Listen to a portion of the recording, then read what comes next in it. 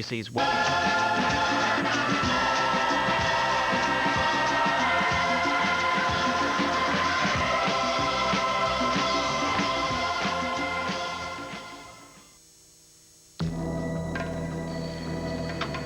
I've got the money. Vienna, tomorrow.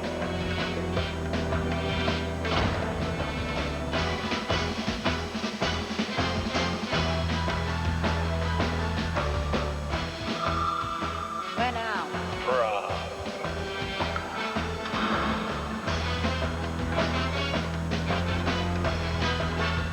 The Mitsubishi Charisma doesn't need an implausible plot shot by an overpaid director. The Mitsubishi Charisma. Some cars have it, some don't. Excuse me? Everyone knows the old rules of photography. Hope that's the right film for direct sunlight. But Kodak Gold Ultra breaks them all. Using the same film in here. Why not? Kodak Gold Ultra performs brilliantly in almost all conditions. Now, the cha-cha. And that shot will never come out. Of course it will. Even action shots. Too dark. Just remember, if this film isn't in your camera, imagine the pictures you'd miss. Kodak Gold Ultra. Film for all conditions.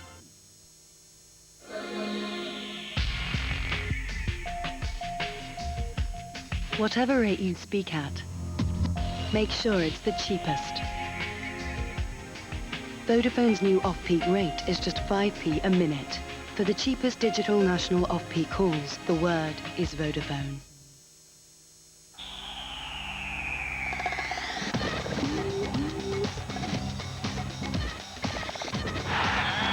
Shearer has made it 1-0.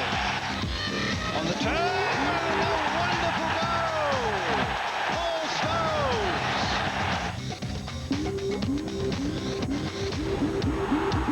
The World Cup live. England against Romania, Monday at 7:30 on ITV.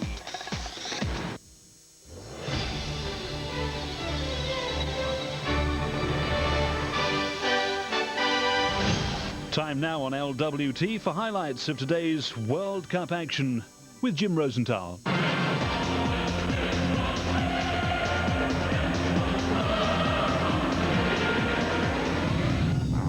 Go on then. Come on, hurry on. The match is gonna start. Come on. All right. Oh no.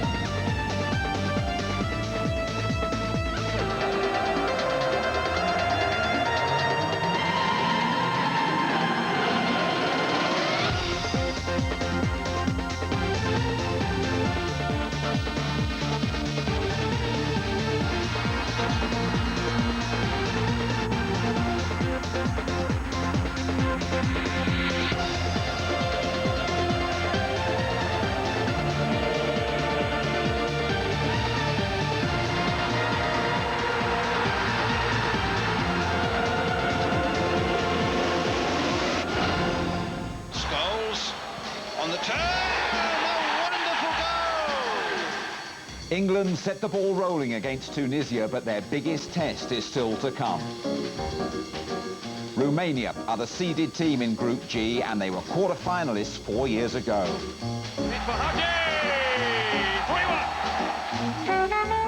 Angel Iordanescu runs their training ground like a boot camp. No wonder. He's a general in the Romanian army. The Transylvanian tyrant has even got the press scrambling for cover. Henri Michel's no pussycat either. He's the drill sergeant putting Morocco through their paces before Scotland's crunch match on Tuesday. But how'd you get the best out of 22 players on tour for 5 weeks? Fun and games or sober self-analysis? Paul Merson and Tony Adams open their hearts tonight. It's a late night on Encore, I know. Welcome to Paris and thanks for joining us. So, 30 matches gone, just 34 to go. In 3 weeks' time, the new world champions will have been crowned. 5 countries, Argentina, Brazil, Croatia, France and Nigeria, are into the second round. Crucial days looming for England and for Scotland. That's about it in a nutshell so far. On the ITV panel tonight, we welcome Ron Atkinson, Terry Venables, and John Barnes, and they'll all be responding to your faxes and emails. Well, England have been on the road today, and now they're tucked up in Toulouse, ready for the Romanian match. Now, you don't need me to tell you that ITV is the only place to be from 7:30 tomorrow night. We'll have Tony Francis on the Romanians very shortly. First, the very latest news comes now from our man in the England camp, Gary Newbon. England flew into steamy Toulouse late this afternoon, determined to keep to the tried and trusted routine which served them so well a week ago in Marseille. Accompanied by a squad of the city's police, the players checked into an airport hotel before leaving for their first look at the stadium. They call the Stade Municipal Little Wembley because of its apparent likeness to England's famous old home. With a capacity of 37,000, it's one of the smallest in the competition. Definitely among the spectators tomorrow, Gareth Southgate. The defender, whose ankle injury has prevented him from training properly since Tuesday, was unable to join in at all tonight.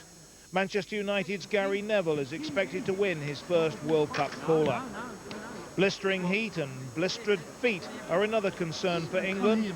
They've recorded temperatures of 40 degrees Celsius at pitch level this week. It won't be that hot tomorrow night, but Tony Adams and Alan Shearer suffered after choosing the wrong studs in Marseille, and the pitch will be just as hard here. So the players are getting plastered tonight, but only, of course, their feet. In spite of all that, spirits are high, the team continue to bond well, and the coach is keeping to his script in press conferences. I can assure you it is the hardest game in the group. They are the seeded side. They are a very good offensive side. I mean, they sailed through their qualification games. They have an experienced squad together with an experienced coach, and we expect a very, very difficult game. As I say, the record says it all. We've played them over the last 12, 15 years, and every game's been a draw. So I think that says it all. We've got to play as well as we did against Tunisia, if not better, if we're going to get the 3 points. So then, England are in Toulouse with the usual press back in tow. But if Glenn Hoddle's men feel besieged by the media, the Romanian camp are positively paranoid. Now, if you didn't know better, you'd swear they were harbouring a dark secret. Tony Francis has been snooping around.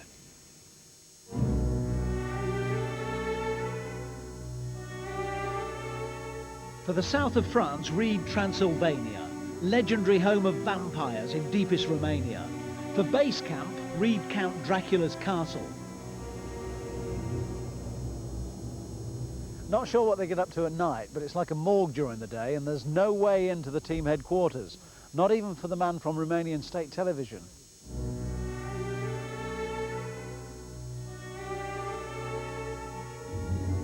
Radu Naum, like every other journalist, is out in the cold. It's not that the Romanian coach, Angel Iordanescu, is playing his cards close to his chest. It's just that he's locked away in it, figuratively speaking. What's his problem, Radu? He acts like that when he's under a big pressure. Now, you'd have thought the stressed-out coach would have been re-energised by his team's electrifying performances in the qualifiers. They dropped 2 points out of 30 and averaged nearly 4 goals a game. Ireland were in that group.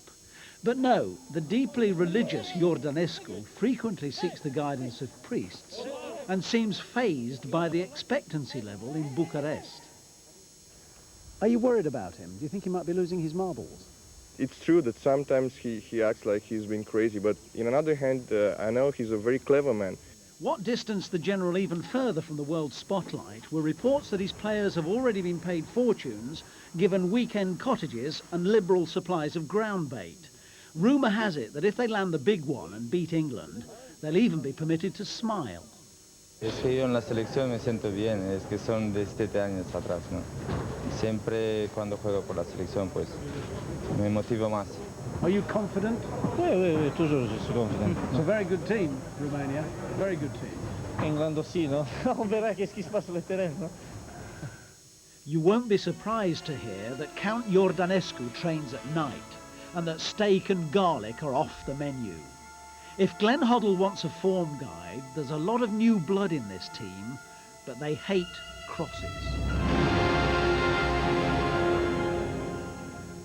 train at night. They're playing England at night as well. Terry, should we fear General Iordanescu?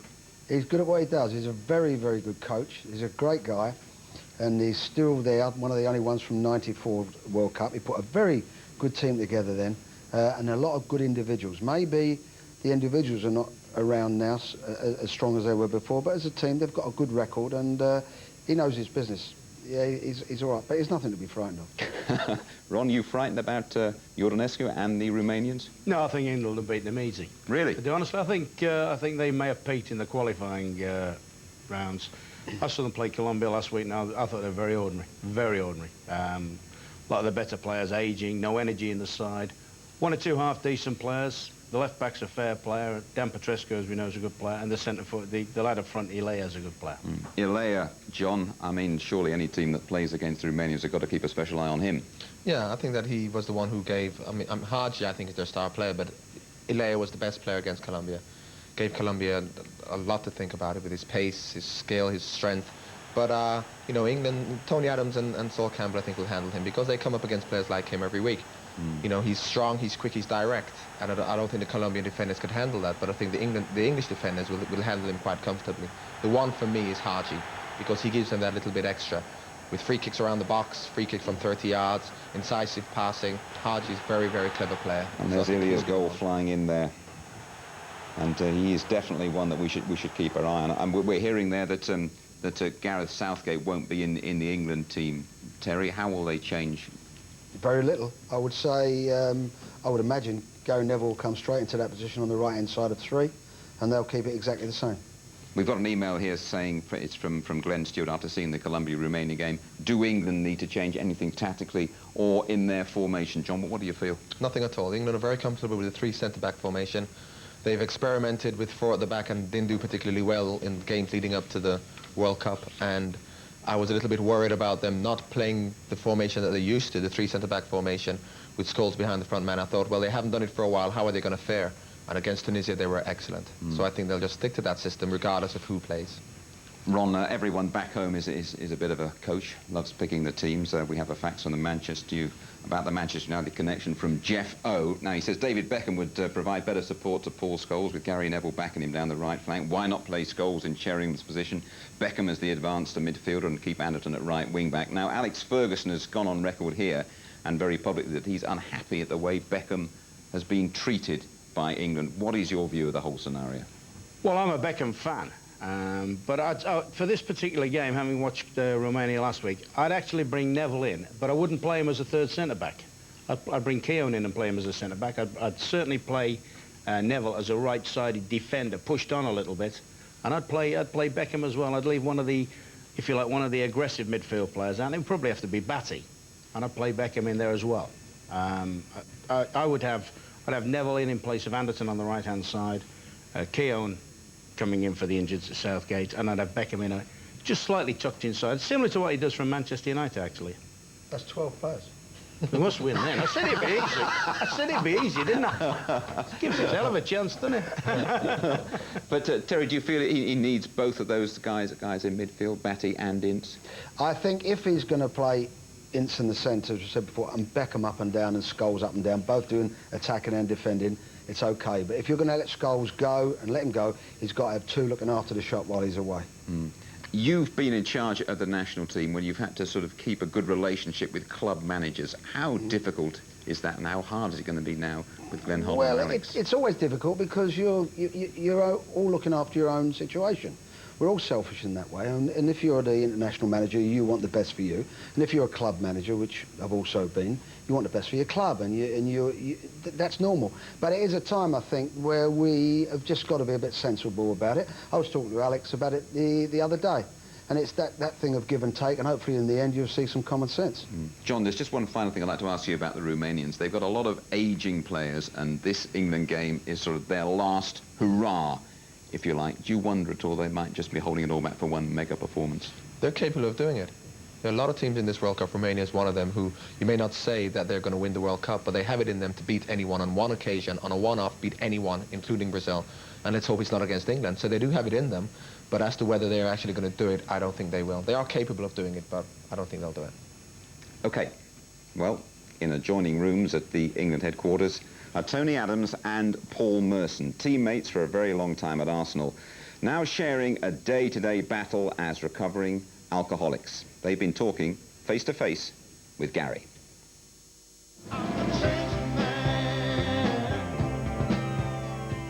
You've handled your own problems so well, Paul, we almost forget you had any. Are you on top of the situation, really on top of the situation? Yeah, today I am, yeah. Yeah, I do. I have to take it a day at a time, and today's good. And it has been for a while. You know, at the start it was a bit hard to be away, but me and Tony have got an adjoining room, and, you know, if he feels bad, you know, I pick him up and he'll pick me up, vice versa. So it's nice that you've got two people who are in the same boat. He's there for me, like I think I can be there for him. Occasionally we get together, have a cup of tea and chat, and obviously if someone's negative and the other one says, oh, what's up with you today, you know? What's the matter with you? Something going on? So it's good for us both. I do need reminding. I've brought my book with me that I read, and young Michael's reading it at the moment, and Scholes is reading it, and the Masseur's read it, and you know, I read it just to remind me, because as you say, you can forget what it was like in the heyday. What? Just to tell everybody, what is that book? It's called Rock Bottom, and it's been out a while now, but you know, Michael's reading it, and as I say, a lot of the lads want to read it, and that's nice. He's done great. He's so alive. He's so positive. It really gives me the hump. There are still days when you could have bad days, then? Yeah, very much so, and that's, you know, when you said it's today, I feel good today, and that's how I take my life now. It's a day at a time, and it's the same. Tony will tell you the same. There's ups and downs, like a normal human being, and I think if you're like that, see, you're dead. Yeah, and so I expect the ups and downs, but it's just lovely to have someone there to remind me that, you know, where I came from and where I am today. It would be a great boost for people who are suffering from those problems back home, wouldn't it? To see you two in an England team together. Yeah, very much so. I just hope that people look at it now and say, you know, he's done well what he's done already. You obviously changed your lifestyle, Tony. Do you think you've changed drastically as a person? Very much so, mate. I couldn't do interviews like this. There's so much jumping around inside. I was so nervous, so in bits, that it was just, the fear was just too much for me. And it obviously just, it's gone. And there's no guilt or no shame around the interviews anymore. And you get me, and this is me. Tony's carrying the flag at the moment for the fellowship and everything, so it is important that people do look, because, you know, if someone like me or Tony, God forbid, ever went back onto drinking again, people would look and say, well, it didn't work for them and they've got everything they ever wanted. So, you know, you're always carrying something around with you, the pressures of, you know, not going and having another drink or whatever. But you two guys have shown much strength of character. Hopefully you'll never get back to that situation. Today. Paul Merson and Tony Adams taking it, Ron, from day to day. Yeah, I mean, that's a very emotive interview, and they've both had personal crises, and they, as he said, day to day, hopefully they're coming through them. Shouldn't be drinking anyway on a World Cup trip, should they? So, yeah. You know, so I don't think that'll be that much of a problem. But full marks to them, the way they've come out in the open and sort of admitted their problems. That's a completely different character, Tony. I mean, I remember when Tony first got in the squad. I was in a few years before him when Tony came in, and he was lively, life and soul of the party, you know, and every interview I see him give now, I just don't recognise him as being the old Tony Adams. And obviously it's for the better, because he's happy giving interviews, much more relaxed, much calmer, and he speaks, I mean, you know, when they talk about Tony Adams being a manager in the past, a few eyebrows were raised, but, you know, of late, with his interviews, the way he actually is, speaking like a manager already. These are two top players. I mean, they've had already great careers, and it's good fortune as well. They've come across the right people that's got a lot from them, that have reached them, and to see them talk like that, it does give you the goosebumps, because they're great guys, and it could so easily, if they hadn't acted as they have now, they actually wouldn't be where they are now. They wouldn't be on this World Cup. So it's great that they can come out and not just hide it around a corner and reach out maybe to a lot of other people. And, you know, as Ron says, full marks to both of them. But keeping a group of 22 guys happy over a long, long period, I mean, we touched on it the other night, didn't we? I mean, it's virtually impossible, isn't it? Well, I don't think you've got to try. I think if you try to keep everyone happy in a situation like that, you're not going to be able to do it. What you've got to try and get them concentrated. They're there for one, it's not a jolly up. I mean, they're there for the World Cup. And if that can't motivate you, nothing's going to motivate you as a footballer. And there's lots of people that would do anything to be where they are now. Yeah, it's a difficult one because, you know, you're trying to keep them happy. I know what he's saying, you're not there to keep them happy, but you're keeping 11 people happy, the 11 that are playing. You've got another 11 who aren't playing and who think they should be playing, so what do you do with them? So you have to treat people differently, and as Terry mentioned earlier, in the program earlier, that in many respects you try and keep the ones who aren't playing happier than the ones who you're actually picking, because I think they'll all be happy if they're there for 5 weeks, because if they're there for 5 weeks, we're virtually going to win it.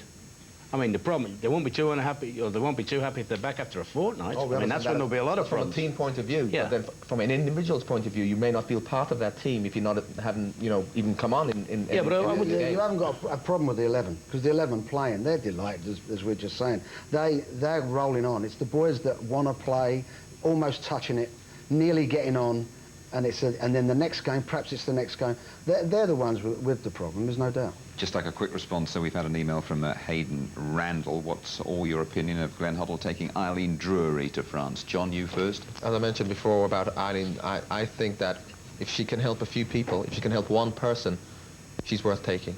She's not there to impose herself on anyone. She's not there, I mean, in fact, we're not even supposed to know she's there, because she's supposed to be tucked away in the background. If anyone wants her, they go to her. So I think it's a good idea. If it helps one person to help the team, fine. Terry? Well, it's a difficult one. I think that some of the players might be delighted and some people might not be. It's Glenn's opinion to take Eileen with him, and I'm sure that there is an upside, but we have to be careful of the downside of it. I think both Terry and myself would find it very difficult to have somebody like that alongside if we were running the show. But I know people that have sort of been involved with her and have benefited, if you like, from her. So you have to give it the benefit of the doubt. It wouldn't be my cup of tea, I have to be honest. Right, not your cup of tea, Ron. Okay, more from the three of them in just a moment. But next on Encore, we got the pick of the Sunday matches, and that includes Jürgen Klinsmann, very much in the wars as Germany are giving some heavy body shots by Yugoslavia. Hey, lads, have you had my new car on?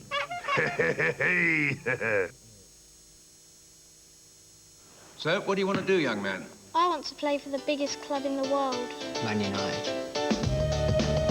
Big clubs don't sign 14-year-olds. And I suppose you'll score on your debut? Players don't score from their own half. What about the army, the police force? Teaching is a good career.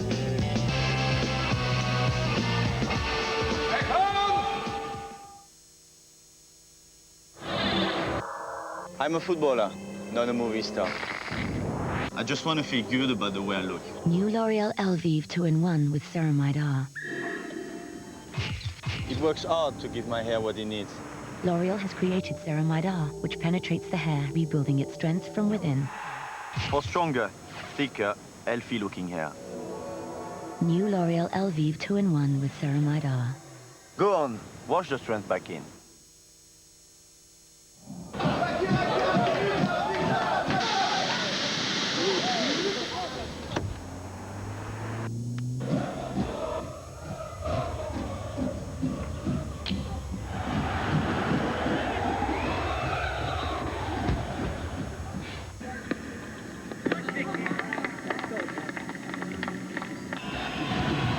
The new Renault Megane RT Sport with 0% finance and free insurance.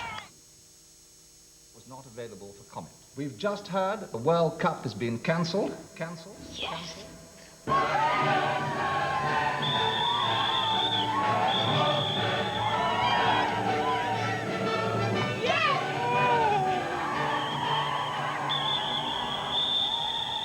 are you doing, Ref? No! Come on! Yeah, he's watching it too. Never mind. While he's watching the football, 90 minutes of chat's just 90p with BT. Checkpoint Charlie. Checkpoint Charlie. The victims of the disaster. Muslims and nomads using rocket. You have to go for the second ballot. Enough of blood and tears. The IRA. Enough.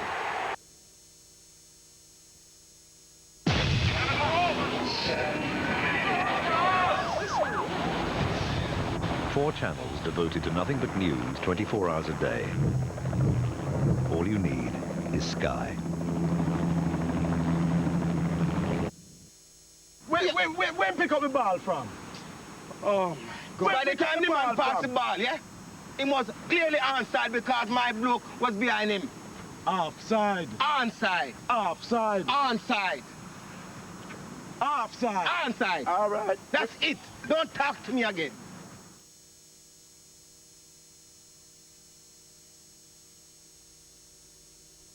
And today I've brought my gear stick collection to show you. This green one's very nice.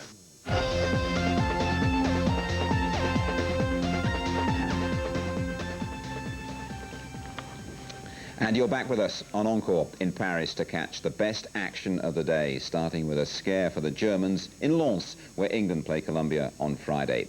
Germany, skippered by Klinsmann, prefer Hamann to Hassler. Ziga in from the start. AC Milan's Savicevic still isn't fit enough to start for the Yugoslavs, who've beaten Iran with a goal from Mihailovic. Ian St. John and Peter Drury, your commentators. Now, the latest on Jürgen Klinsmann, apparently he was unconscious for a while, but he's okay. He's travelled back with the Germans, and they say he'll be fit to play against Iran. A draw, though, a good political result in Lens on a day when wider issues bubble to the surface in Group F. The United States and Iran have been living in different worlds since the hostage crisis around 20 years ago. The Americans have been having a field day with this one. They've assured us that they're going to give us everything they've got, you know. And I can assure you that we're going to give everything we've got. Let's be honest, this is for world domination. This is probably the single most important event in human history, and possibly the future of our planet depends on the outcome. Alexi Lalas not entirely serious there, but on FIFA's Fair Play Day, the USA and Iran joined forces for the pre-match picture. All we needed really was an Iraqi referee. Actually, Urs Maya is from Switzerland. Peter Brackley now picks his way through the political minefield. It's Claudio Reyna with the free kick. It goes McBride off the crossbar. And Haydock with the follow-up. A real escape then for the Iranians. Brian McBride's header. That who's been a prolific scorer in university football back in the States. Positive start by both teams, and it's Azizi now racing through for the Iranians. He's away from Dooley. And Keller surely has brought him down. No penalty. The referee decides there was nothing untoward. He was clear of Tom Dooley and then confronted by Keller. Surely he had a case there for a penalty. This is Haydock. Roy Wiggly supporting. Now Claudio Reyna. With straight. Back off the post, and then Haydock to swing it wide. Well, they promised to be more positive in this game, and they have certainly been that, the Americans. Reyna, the unlucky man this time. His hands to it, with defenders stranded upfield. And once again, the Americans have been caught cold here. Away goes Mardavikia. Al-Daei, good save by Keller. Off the line from Regis. Amazing scenes. Regis, who did not... They have. Out go the USA. Iran's first ever win in the World Cup finals. They'll need another to stay here. Germany against Iran is live here on ITV on Thursday. Well, now to the group that could provide England's opponents in the knockout phase. Group H, it's Argentina against Jamaica at the Parc des Princes here in Paris. Your commentator is Clive Tilsley.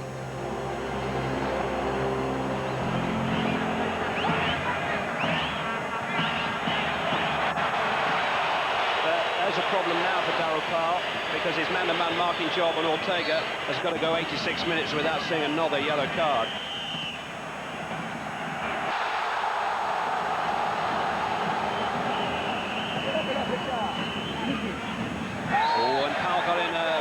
Charge Ortega, he's had a yellow card. The referee asked him to get up and then get off. Second yellow for Daryl Carl, stroke of half-time, and Jamaica are down to 10 men. I don't think he's got too many arguments.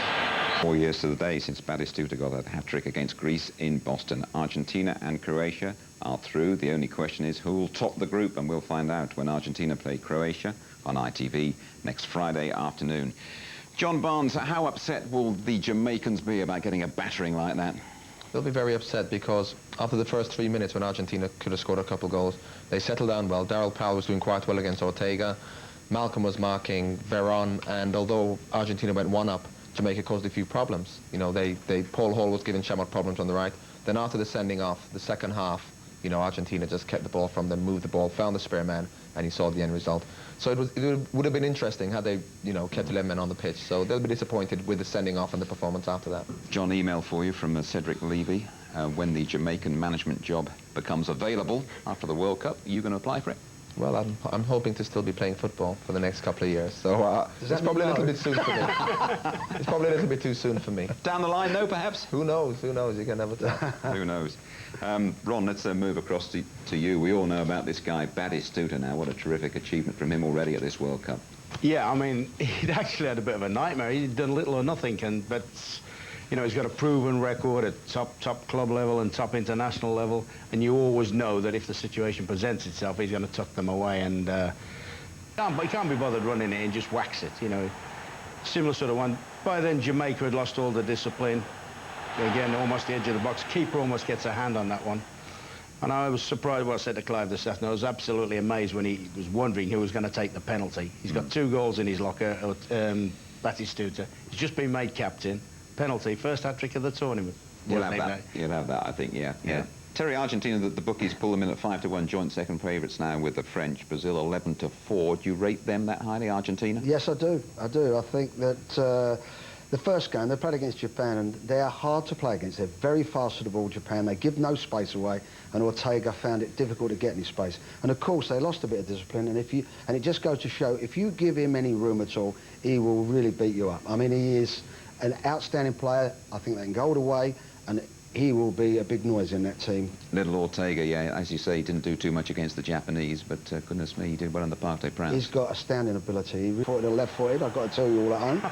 And there's another one with left foot. He is left-footed, I want to know if he's left-footed or right-footed. Are you going to make your mind up, you two? I can guarantee, I can tell you, he's definitely right-footed. I'd put him 2-footed. I think he's 2-footed. Will you Shadow sign, you look at him dribbling, right-footed? free kicks, corners, penalties, dribbling. The ball on his left foot, so he had to take it, but he's very right-footed. I tell you what I will tell you, he's useless in the air. He doesn't have, it's never in the air, the ball, it's always on the floor. We must have a word on the Germans. I mean, goodness me, they were out of that game for, what, over 70 minutes, Terry, and back they came. Well, that's right. I mean, the second goal, you've got to say that, you can feel it coming, but the first goal, they had a huge slice of luck, let's be fair. I mean, they were dead and bad. 2 Kopka errors, which is very unlike him. You don't ever see a ball like that, which is an easy one to pick up for him, squirm under there. Germany are 2-0 down. They get a great slice of luck with the own goal. But then once they get a sniff, they nearly won it in the end. They nearly won it in the end. You're quite right. Thank you, Terry. Well, sadly, we have some sad news about, well, I won't call them fans, about some German followers under fire after trouble in Lens today. A French policeman's in a coma after being attacked and knocked unconscious outside the stadium. Nearly 100 people are being held for questioning, and of course, we wish the gendarme well. Right, coming up next on Encore, Scotland's campaign continues for Colin Calderwood, a Napoleonic figure at the moment with that broken hand, but itching to return to the front. If you could have any car, okay, what colour would it be? Dunno.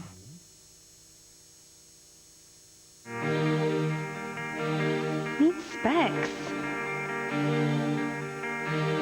No brakes!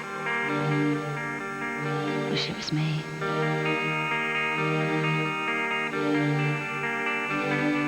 Hate extractions. Can't watch. At Boot, they now have a range of different health cover and travel cover plans. You simply pick them off the shelf, pay at the till, and you're covered. Want peace of mind. Like simplicity. Love Boots. Why is the Bristol & West so good for mortgages, savings, and investments? Because the Bristol & West specialises in mortgages, savings, investments, and nothing else.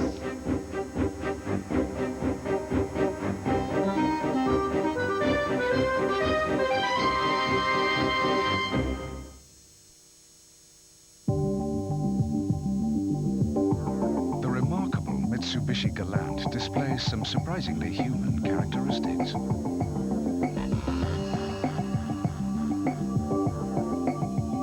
Its passive rear-wheel steering acts instinctively to keep a firm grip on the road, whilst its climate control system stabilizes the temperature to within a fraction of a degree. And the revolutionary automatic gearbox actually learns your individual driving style and adapts to the road conditions. The new Mitsubishi Galant, reinventing the wheel. An exclusive offer from MasterCard, official sponsors of World Cup '98. Spend £20 or more on your MasterCard in any Victoria Wine or Victoria Wine seller shop and get a free bottle of football wine. Just one of MasterCard's World Cup offers. MasterCard, we're in your corner. Послушай, то надо стоять, Симон.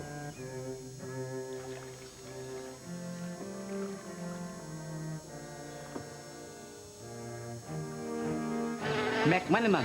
No. Gabriel. Owen.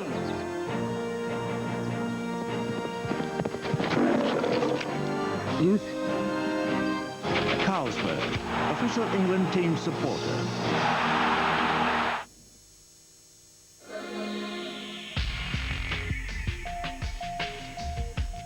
Whatever rate you speak at, make sure it's the cheapest.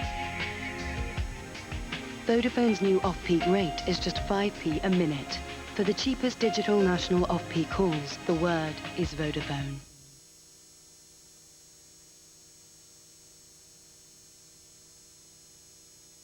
You know, I asked the dealer for a headrest, not a headdress.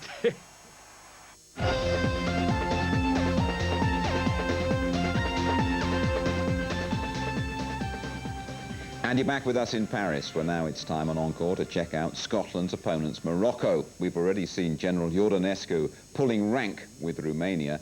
The Moroccans are also controlled by a very fierce taskmaster. Gabriel Clarke reporting. Scotland and Morocco are World Cup neighbours. Half an hour's drive from Saint-Remy is the delightfully chic town of Aix-en-Provence, home to Marseille's most affluent, and over the last few weeks, base for boot camp Morocco.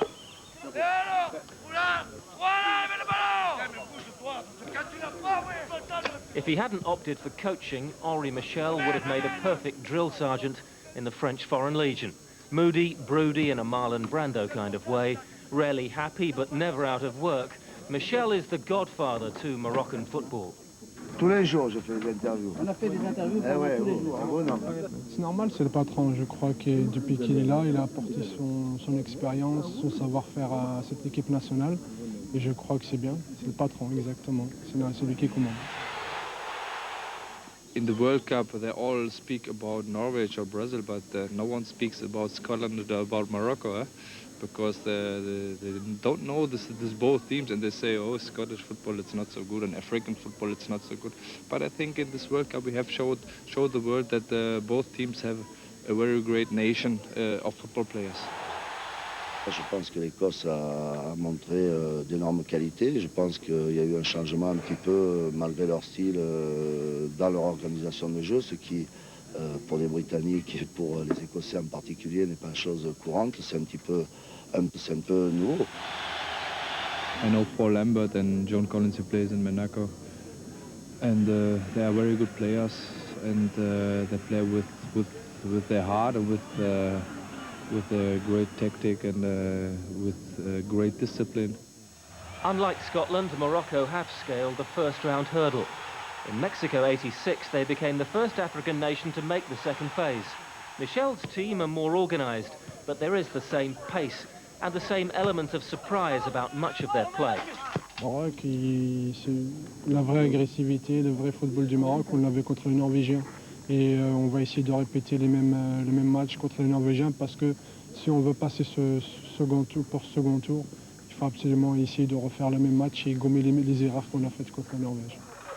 Morocco are genuinely worried about goalkeeper Ben Zekri, beaten 3 times by Brazil, nursing a bruised hand and a seriously fragile ego. And Hadji shouldn't be playing. Inside that right red boot is a broken toe. But Scotland are matched against a team equally obsessed with qualification. Quand il y a le football à la télévision, vous ne voyez pas beaucoup de gens dehors. Donc ils sont tous derrière nous. Il y a beaucoup de gens qui attendent cette victoire.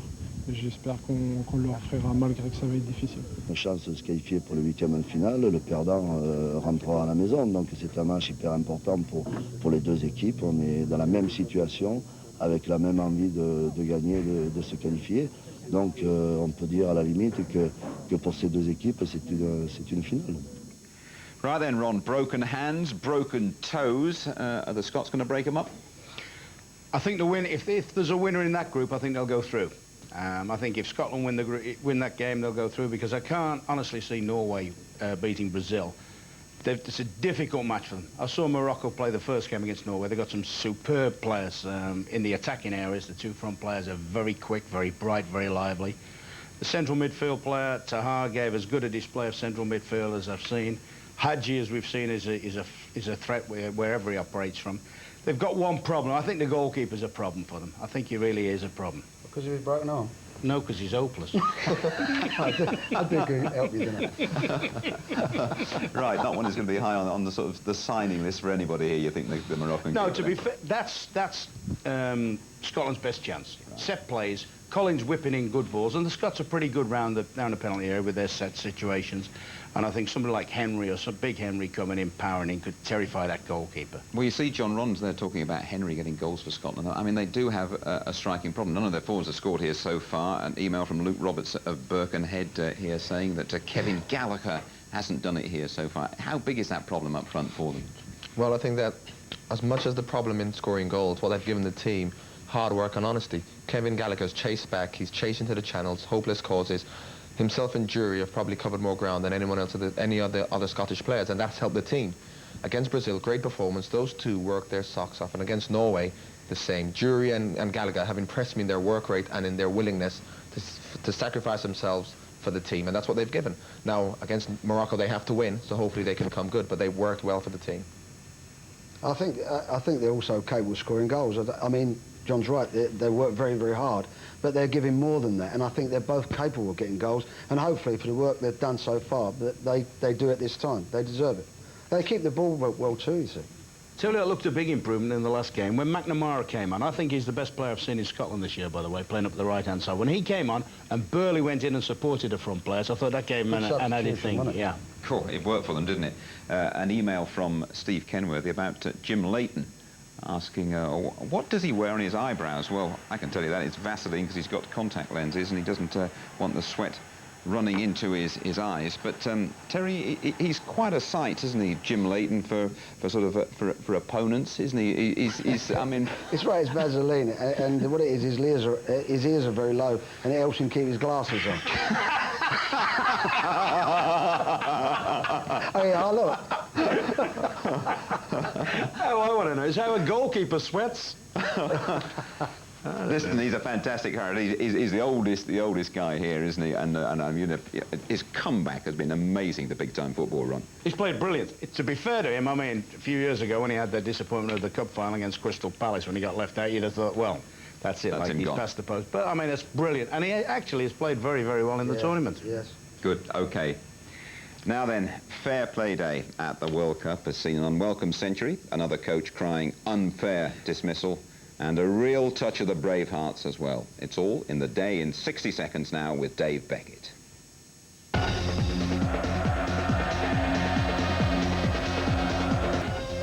Derby's Daryl Powell managed a less impressive feat. The 100th different player to be cautioned in France '98. He got a red later to complete the set. Lothar Matthäus has a better story for the kids. He's now made more World Cup appearances than anyone, 22 after coming on in the second half for Germany. Peace broke out before the anxiously awaited USA-Iran match.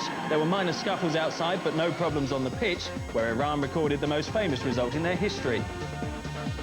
Colin Calderwood's back in France. The Scotland defender has a new nickname, but he's confirmed the broken hand keeps him out of the battle against Morocco. Going home, two South Africans, the aptly named Naughty Mokoena and Brendan Augustine, banished after a night on the tiles. And South Korean coach Cha Bum-kun leaves early too, sacked today after 2 straight defeats. The Koreans have never won in 13 World Cup matches. Another one gone. Okay, emails from Stephen Grant in Fife and Paul Brinkman, and faxes from Matthew Rowe in Storrington, West Sussex, Jean Moore of Colne in Lancashire, all on the same subject, actually. They're all involved in non-league football where players aren't allowed to wear jewellery. It's a FIFA regulation. Why isn't it being applied at the World Cup? Well, FIFA's Director of Communications, Keith Cooper, says the key is danger to other players. If the referee considers the only danger is to the wearer, i.e. those earrings, he'll allow the item to remain on the basis the injury would be self-inflicted. In theory, the referee can prevent a player from taking the field if he refused to remove an item that the referee considered dangerous, though it's never happened. One or two jewellery experts out there, I would think. Terry, any thoughts on that? Well, all that jewellery and all those players, different players that we see, there's not one picture of Ron. Listen to him. You say those lads are non-league players? Well, they're upset because in the non-league games, I think the referees might be pretty stringent and could get them to remove the bracelets and the necklaces and the earrings. I got a feeling when I was playing at Kettering, we couldn't afford jewellery. You've made up for it since, haven't you? I've got a few friends. Terry, I have to tell you that your washing arrangements are the talk of England. They are. You think, I mean, this is, and Paul Lander informed me, says, did you get your fresh underwear from your wife? This is the big question of the World Cup. Forget anything else. Forget England, Romania. Forget other Scots going to go through. This is the big question. It's very droll, very droll. Well, well, Tricky, I happen to have one for you now, and it's from your son, Tom. Oh, no. And he says, Happy Father's Day. Mum took me to Thorpe Park. We spent a fortune. P.S. Can you get John Barnes to take you to a decent tailor? Well done, Tom. And yes, gotcha. like the Mountie. Always get the man, like the Mountie. Okay. John, on Father's Day, just a quick upsum, actually, from all your fathers here about England and Romania. Everyone is wondering about it. Fathers, sons, daughters, everybody. Just a quick upsum on the game ahead. I think England would win. It's going to be a difficult match, but I anticipate an England victory. No doubts at all. Well, when Haji and Ilya and people like that are around, it's always going to be difficult. But, you know, England are on a high, great performance against Tunisia. Although Glenn is saying they're underdogs for this match, I can't see them losing. Quick one, Terry. Yes, I agree. I think England 2-0. Okay, 2 for England. Last word, Ron. I think they'll win both games this week, 2-0. Hey, let's all hope so. Right, it's later today now. I know, just a final reminder. ITV, the channel to watch England tonight at 7:30. Ron, Terry, John, thank you very much indeed. Well, the message to Romania is very clear.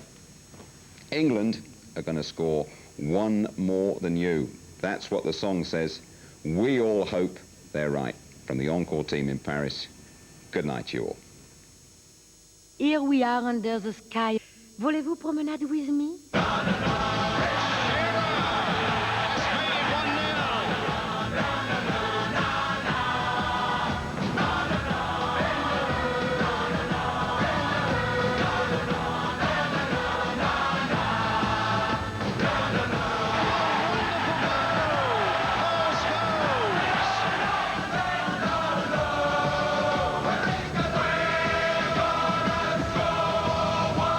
Watch England live against Romania on ITV. Be there or be square.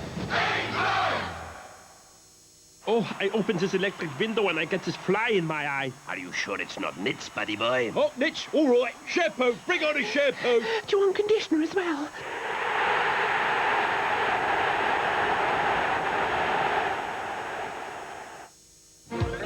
This man is coming to see you, wherever you are. He could be there. Andy Peters